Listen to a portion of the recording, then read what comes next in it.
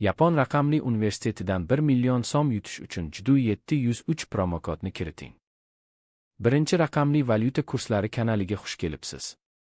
Bugun 8 may 2026-yil sanasida o'zbek so'mining valyuta kurslari bilan tanishib chiqamiz. AQSh dollari 40 so'm 69 tiyinga oshdi. 1 AQSh dollari 12.114 so'm 97 tiyin bo'ldi. Endi 100 AQSh dollari 1.211.497 so'm bo'ldi.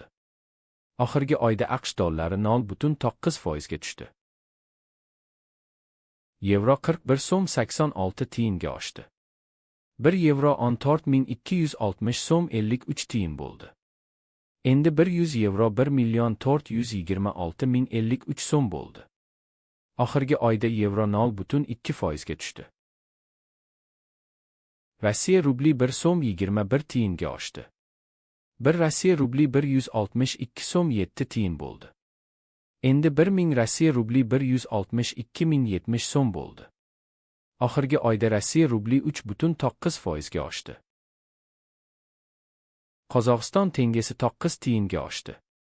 1 Qozog'iston tengesi 26 so'm 14 tiyin bo'ldi. Endi 1000 Qozog'iston tengesi 26.140 so'm bo'ldi. Oxirgi oyda Qozog'iston tengesi 1.7% ga oshdi.